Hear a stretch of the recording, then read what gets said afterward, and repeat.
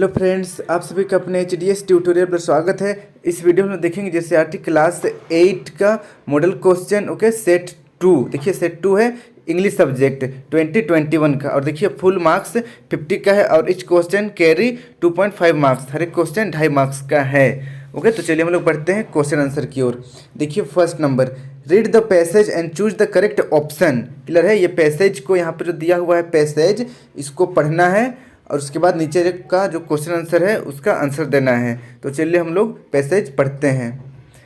Passage में लिखा हुआ है, in Siachen not all soldiers die of enemy action, some die because of blood clot in the lungs caused by the thin air on the high mountains. On an average an Indian soldier is killed every other day due to extreme weather condition. The soldiers called it General Glacier. The generals call it prestige issue. They sacrifice their lives because they love their country and want to keep their border intact. तो इसका Hindi meaning हो जाएगा, सियाचिन में सभी सैनिक दुश्मन की कार्रवाई से नहीं मरते हैं। ओके, ऊंचे पहाड़ों पर पतली हवा के कारण फेफड़ों में रक्त के थक्के जमने से कुछ की मृत्यु हो जाती है। मौसम की चरम स्थितियां के कारण औसतन हर दूसरे दिन एक भारतीय सैनिक मर जाता है। Okay, extreme condition, extreme weather condition है मतलब सामान्य मौसम। ओके, असामान्य मौसम जिसके कारण हर एक दो दिन में एक इंडियन सैनिक मरते रहता है वहाँ पर। आगे लिखा हुआ है, सैनिकों ने इसे जनरल ग्लेशियर कहा है। सेनापति इसे प्रतिष्ठा का मुद्दा कहते हैं। वे अपने जीवन का बलिदान करते हैं क्योंकि वे अपने देश से प्यार करते हैं और अपनी सीमाओं को बरकरार रखना चाहते हैं। ओके, बॉर्डर में हमारे देश की रक्षा करते हैं। ये पैसेज का हिंदी मीनिंग हो गया। हम लोग बढ़ते हैं इसका क्वेश्चन आंसर की ओर। तो देखिए 21 number, why is one Indian soldier killed every other day in Siachen. तो देखिए हर एक दूसरे दिन क्यों वहाँ पर भारतीय सैनिक मरते हैं। तो पहला ऑप्शन है due to pleasant weather condition, बहुत ही अच्छा वहाँ का वेदर कंडीशन होता है। या फिर दूसरा option due to strong wind and avalanche, वहाँ पर बहुत ज़्यादा हवा चलता है और एवलेंस होता है। या फिर तीसरा ऑप्शन देखिए due to extreme weather condition, बहुत ही असामान्य वहाँ पर मौसम रहता है। ओके, चरम स्थिति वाला मौसम रहता है। या फिर चौथा देखिए due to improper clothing. Okay, due to improper clothing, क्या वे अच्छी तरीके से कपड़ा नहीं पहनते हैं। ये हो जाएगा ऑप्शन नंबर चौथा। तो इसका सही आंसर हो जाएगा ऑप्शन नंबर तीसरा, due to extreme weather condition. Okay, इसका आंसर हो जाएगा due to extreme weather condition, असामान्य मौसम के कारण। फिर देखिए नेक्स्ट 22 नंबर का क्वेश्चन है, what do the soldiers called Siachen glacier. Siachen glacier को सोल्जर्स क्या कहते हैं। तो देखिए पहला ऑप्शन है प्रेस्टाइज ग्लेशियर, दूसरा ऑप्शन है जनरल ग्लेशियर, तीसरा ऑप्शन है इंडियन ग्लेशियर, चौथा ऑप्शन है दे लव्ड देयर कंट्री। तो इसका सही आंसर देखिए यहाँ पर लिखा हुआ है जनरल ग्लेशियर। ओके, तो इसलिए ऑप्शन नंबर दूसरा देखिए जनरल ग्लेशियर इसका सही ऑप्शन हो जाएगा। अब हम लोग बढ़ते हैं नेक्स्ट 23 नंबर की। 23 नंबर क्वेश्चन है, some die because of blood clot in. तो देखिए ब्लड क्लॉट हो जाता है, कहाँ पर ब्लड क्लॉट हो जाता है। ब्लड क्लॉट मतलब ब्लड जम जाता है, ब्लड का थक्का लग जाता है कहाँ पर। पहला ऑप्शन देखिए इन द लंग्स, फेफड़ा में, दूसरा ऑप्शन है इन द हार्ट, दिल में, या फिर तीसरा ऑप्शन है इन द ब्रेन, दिमाग में, या फिर चौथा ऑप्शन है इन द वेन। तो जो हमारे शरीर में, वेन मतलब होता है हमारे शरीर में जो ब्लड का आने जाने के लिए जो रास्ता बना हुआ रहता है उसको हम लोग वेन कहते हैं। तो इसका आंसर हो जाएगा इन द लंग्स। देखिए यहाँ पर लिखा हुआ है साफ साफ इन द लंग्स, इसलिए ऑप्शन नंबर पहला सही हो जाएगा। अब हम लोग बढ़ते हैं नेक्स्ट सेकेंड नंबर की ओर। सेकेंड नंबर में भी एक पैसेज दिया हुआ है, तो चलिए हम लोग पैसेज पढ़ते हैं। Read the passage and choose the correct option. A little grey wolf cub only few weeks old lived in a small cave near a river. देखिए एक छोटा सा वोल्फ का बच्चा मतलब भेड़िया का बच्चा कुछ दिन पहले जिसका जन्म हुआ है, एक छोटा सा गुफा में रहता है जो कि नदी के किनारे है। His eyes had not been opened, but he has already learned by touch, taste, and smell to know his mother, a source of warmth, liquid food, and tenderness. She had a gentle toe which soothed him. तो देखिए उसका आँख अभी तक खुला नहीं है, नया नया जन्म हुआ है इसलिए आँख जल्दी से खुला नहीं है। एक्चुअल में देखिए कुछ कुछ जानवर का ऐसा होता है जो जन्म लेते हैं उसके बाद उसका आँख सब खुलने लगता है, जैसे चूहा वगैरह को देखिएगा। तो उसी तरीके से यहाँ पर वोल्फ का भी होता है, पहले जन्म होता है उसके बाद आँख सब खुलता है। उसका आँख नहीं खुला है फिर भी देखिए वह सीख गया है टेस्ट करना और स्मेल करना, उसके बाद अपने जो मदर का जो सोर्स ऑफ वार्मथ है उसको, और फूड जो लिक्विड फूड है वो सब वो फील करने महसूस मतलब फील करना शुरू कर दिया है। Okay, she had a gentle toe, तो देखिए टंग है यहाँ पर, सी हैज ए जेंटल टंग, तो उसका एक मतलब नाजुक सा एक जीभ है। ओके, टंग मतलब होता है जीभ, उसका नाजुक सा एक जीभ है।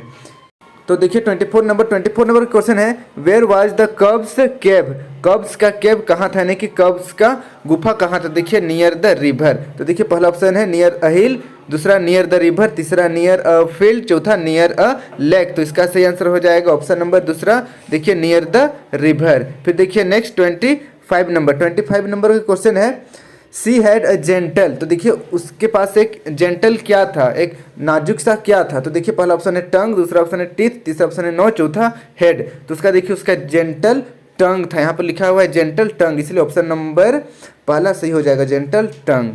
फिर देखिए नेक्स्ट अब 3 नंबर का क्वेश्चन है, यहाँ पर कुछ कन्वर्सेशन है उसको कंप्लीट करना है। देखिए help Pooja and Priya to complete the conversation by choosing the correct option in the question 26, 27, 28 का जो क्वेश्चन है उसको कंप्लीट करना है कन्वर्सेशन को। देखिए पूजा बोलती है गुड मॉर्निंग, तो प्रिया क्या रिप्लाई करेगी, कॉमन सी बात है यहाँ पर very very good morning reply करेगी। तो चलिए हम लोग देखते हैं ऑप्शन में क्या क्या है। तो यहाँ पर देखिए 26 नंबर का जो क्वेश्चन है उसमें फर्स्ट ऑप्शन है गुड बाय, दूसरा वेरी गुड मॉर्निंग, तीसरा बाय, चौथा फाइन। तो देखिए इसका सही आंसर हो जाएगा ऑप्शन नंबर दूसरा, ओके, वेरी गुड मॉर्निंग। फिर अब देखते हैं नेक्स्ट क्वेश्चन, नेक्स्ट नंबर है देखिए प्रिया कह रही है यहाँ पर वेरी गुड मॉर्निंग। फिर देखिए नेक्स्ट पूजा बोलती है हाउ आर यू, तो प्रिया क्या बोलेगी, आई एम फाइन बोलेगी, नॉर्मल सा क्वेश्चन है आई एम फाइन। देखते हैं ऑप्शन में क्या क्या है। तो देखिए ऑप्शन में हमारे पास है I am good, I am the best, I am fine, you are good. तो क्या होना चाहिए, कॉमन सी बात ऑप्शन नंबर तीसरा सही है, आई एम फाइन। कोई आपको पूछेगा हाउ आर यू तो आप क्या बोलिएगा, आई एम फाइन बोलिएगा, इसलिए ऑप्शन नंबर तीसरा सही हो जाएगा। अब हम लोग बढ़ते हैं नेक्स्ट क्वेश्चन की ओर। नेक्स्ट क्वेश्चन देखिए पूजा कह रही है वेयर आर यू गोइंग, तुम कहाँ जा रहे हो। तो प्रिया क्या बोलेगी, कहीं ना कहीं तो जा रही है ये बोलेगी। तो चलिए देखते हैं ऑप्शन में क्या क्या है, उसके बाद हम लोग आंसर देखेंगे। ऑप्शन में देखिए पहला ऑप्शन है I am going to market, I had gone home, या फिर I will go home, none of these. तो इसका सही आंसर हो जाएगा। देखिए यहाँ पर पूछा जा रहा है कि वो कहाँ जा रही है, इसलिए ऑप्शन नंबर पहला सही हो जाएगा, I am going to market. Clear है, इसलिए ऑप्शन नंबर पहला सही हो जाएगा, इसे नोट कर लीजिए। फिर हम लोग बढ़ते हैं अब 4 नंबर की ओर, चूज द करेक्ट ऑप्शन। तो देखिए 29 नंबर का क्वेश्चन है the opposite of big is. तो देखिए बिग का अपोजिट क्या होता है, बिग मतलब होता है बड़ा, तो इसका अपोजिट क्या होगा, छोटा। तो देखते हैं पहला ऑप्शन है लार्ज, दूसरा ह्यूज, तीसरा स्मॉल, चौथा फैट। तो इसका सही आंसर हो जाएगा ऑप्शन नंबर तीसरा स्मॉल। ओके, इसे नोट कर लीजिए। फिर देखिए नेक्स्ट 30 नंबर का क्वेश्चन है चूज द इंट्रोगेटिव सेंटेंस। तो देखिए इंट्रोगेटिव सेंटेंस चुनना है। तो देखिए इंट्रोगेटिव मतलब होता है क्वेश्चन पूछने वाला सेंटेंस को बोलते हैं इंट्रोगेटिव सेंटेंस। तो देखिए पहला ऑप्शन है आई एम फाइन, दूसरा है व्हाट अ सेंस, तीसरा है हाउ आर यू, चौथा ऑप्शन है सी इज नॉट हैप्पी। तो इसका सही आंसर हो जाएगा ऑप्शन नंबर तीसरा, क्योंकि ऑप्शन नंबर तीसरा में पूछा जा रहा है क्वेश्चन हाउ आर यू कि आप कैसे हैं, इसलिए ऑप्शन नंबर तीसरा सही हो जाएगा। फिर देखिए 31 नंबर का क्वेश्चन है the correct article in the sentence. तो देखिए करेक्ट आर्टिकल हम लोग को चुनना है। तो देखिए I will be back in blank hour. तो देखिए यहाँ पर आवर लिखा हुआ है, आवर एच से स्टार्ट हो रहा है, बट इसका साउंड जो है ओ से हम लोग इसको आवर पढ़ते हैं। ओके, तो यहाँ पर वोवेल लगेगा ए एन, क्लियर है, ए एन लगेगा। तो देखते हैं पहला ऑप्शन है द, दूसरा ऑप्शन है एन, तीसरा ऑप्शन है द और चौथा है नन ऑफ दीज। तो इसका सही आंसर हो जाएगा ऑप्शन नंबर दूसरा AN। Okay, I will be back in an hour. फिर देखिए नेक्स्ट 32 नंबर का क्वेश्चन है चूज द करेक्ट प्रोनाउन चुनना है। देखिए क्वेश्चन है Sita is a good girl, blank is 10 years old. तो देखिए सीता अच्छी लड़की है और वह 10 साल की है। तो देखिए यहाँ पर क्या भरेंगे, इट भरेंगे या ही भरेंगे या फिर दे भरेंगे या सी भरेंगे। तो देखिए सीता लड़की है तो लड़की के लिए क्या भरते हैं, SHE। तो इस तरीके से ऑप्शन नंबर चौथा सही हो जाएगा सी।